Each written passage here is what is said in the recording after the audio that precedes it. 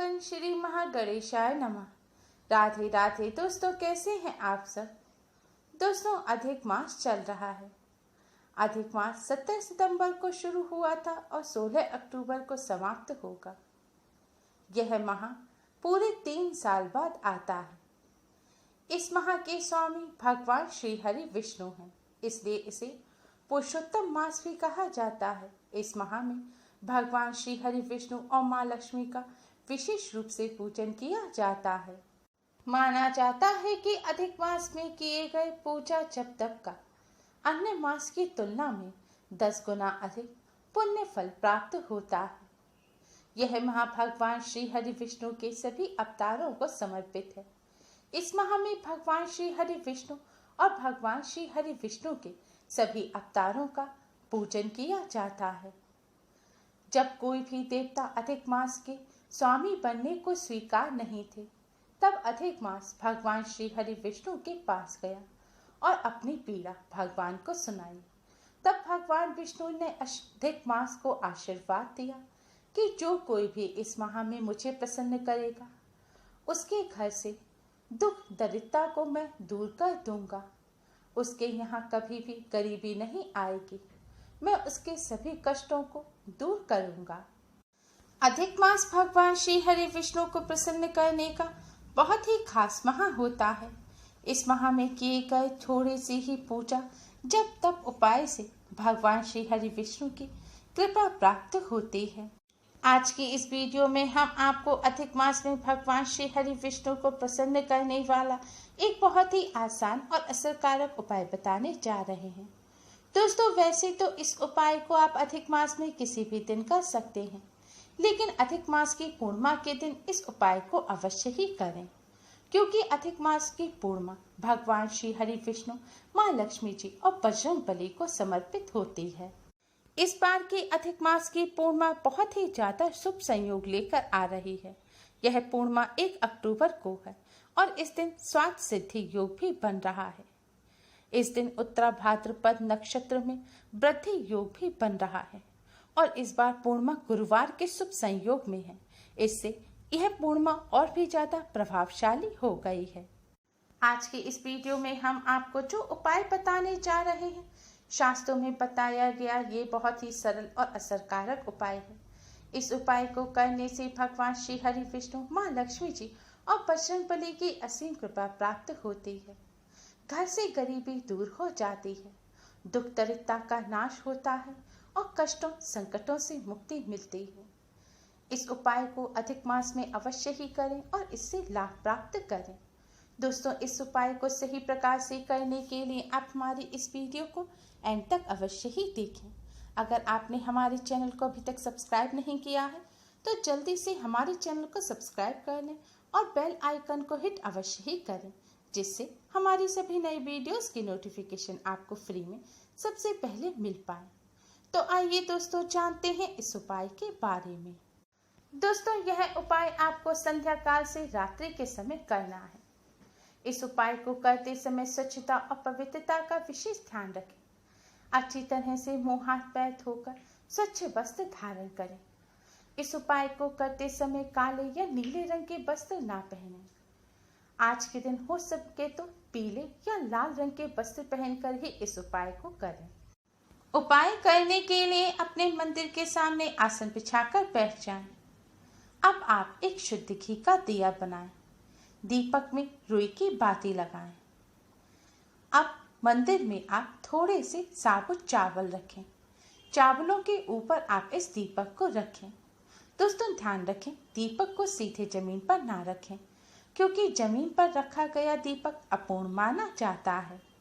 दोस्तों, भारतीय परंपरा के अनुसार ईश्वर हमारे सामने प्रकाश के रूप में है, इसलिए किसी भी शुभ काम और पूजा पाठ शुरू करने से पहले दीपक जलाकर ईश्वर का आवाहन किया जाता है। दीपक जलाने का मतलब है कि ज्योति के रूप में देवी या देवता वहां मौजूद हैं, ताकि हम उनकी पूजा कर सकें। भगवान को प्रसन्न करने के लिए पूजन के दौरान दीपक अवश्य ही जलाना चाहिए। आप इस दीपक को भगवान जी के सामने रखकर जलाएं। दीपक जलाते समय आप इस मंत्र का जाप करें। मंत्र इस प्रकार है। शुभम करोति कल्याणम आरोग्यम धन संपदा शत्रु बुद्धि विनाशाय दीपम ज्योति नमोस्तुते। मंत्र इस प्रकार है। शुभम करोति कल्याणम आरोग्यम धन संपदा शत्रु बुद्धि विनाशाय दीपम ज्योति नमोस्तुते। इस मंत्र का अर्थ है कि शुभ और कल्याण करने वाली, आरोग्य और धन संपदा देने वाली, शत्रु बुद्धि का विनाश करने वाली दीपक की ज्योति को हम नमस्कार करते हैं। दीपक की ज्योति को प्रणाम करने के बाद आप एक साबुत फूल वाली लौंग लें। दोस्तों ध्यान रखें, आपको साबुत फूल वाली लौंग लेनी है जो पूजा में इस्तेमाल होती है। अब इस लौंग को आप भगवान श्री हरि विष्णु जी के चरणों में रख दें। लौंग रखने के बाद आप भगवान श्री गणेश को प्रणाम करें और भगवान श्री गणेश जी को कुमकुम से तिलक करें। फिर भगवान विष्णु माँ लक्ष्मी जी को प्रणाम करें और भगवान विष्णु जी को हल्दी से माँ लक्ष्मी जी को कुमकुम से तिलक करें।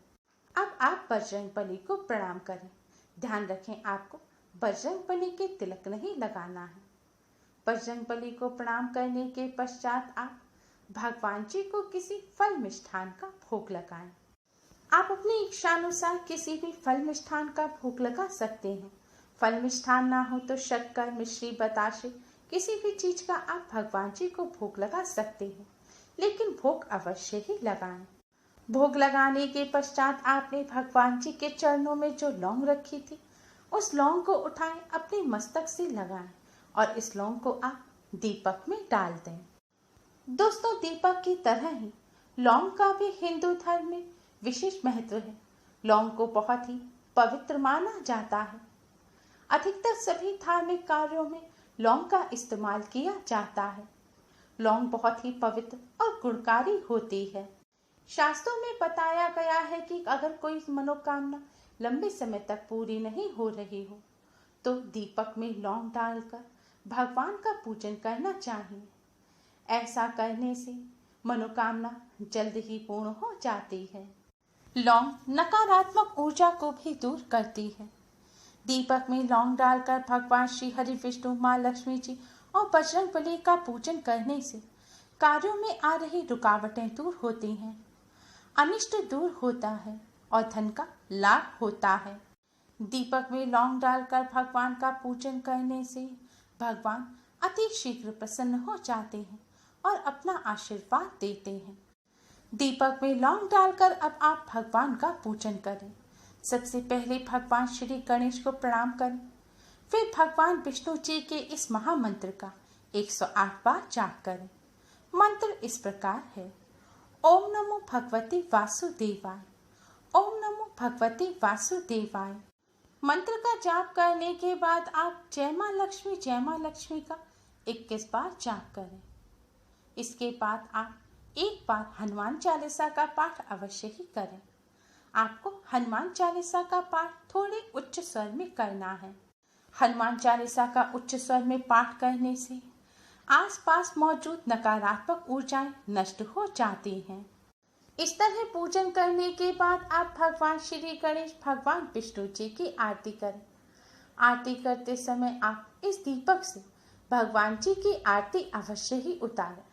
दोस्तों बिना आरती उतारे यह उपाय पूर्ण नहीं होगा, इसलिए इस बात का विशेष ध्यान रखें कि आरती करते समय आपको इस दीपक से भगवान जी की आरती अवश्य ही उतारनी है।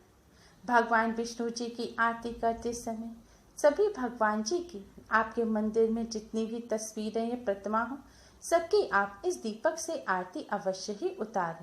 आरती उतारने के बाद आप भगवान श्री गणेश, भगवान श्री हरि विष्णु, माँ लक्ष्मी जी और बजरंगबली को प्रणाम करें और आपकी जो भी समस्या है वह सब भगवान जी के समक्ष रखें और अपनी सभी समस्याओं को दूर करने की प्रार्थना करें।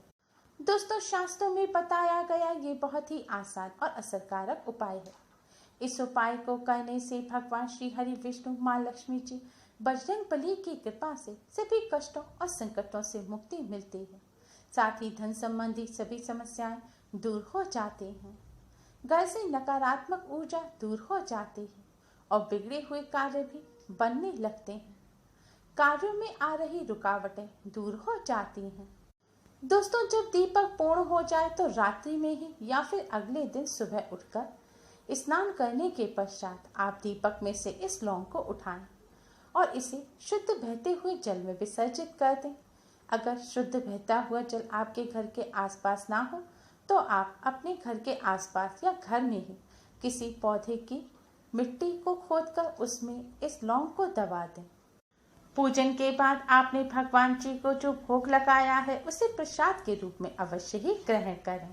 दोस्तों, अधिक मास के इस शुभ अवसर पर आप इस उपाय को अवश्य करें और इससे लाभ प्राप्त करें। उम्मीद है आपको हमारी ये वीडियो पसंद आई होगी। प्लीज़ लाइक करें, हमारी इस वीडियो को अपने फ्रेंड्स और रिश्तेदारों में ज़्यादा से ज़्यादा शेयर करें जिससे वह भी इसका लाभ उठा सकें। हमारी और भी वीडियोस के लिए हमारे चैनल को सब्सक्राइब करना ना भूलें। Thanks for watching. Radhe Radhe.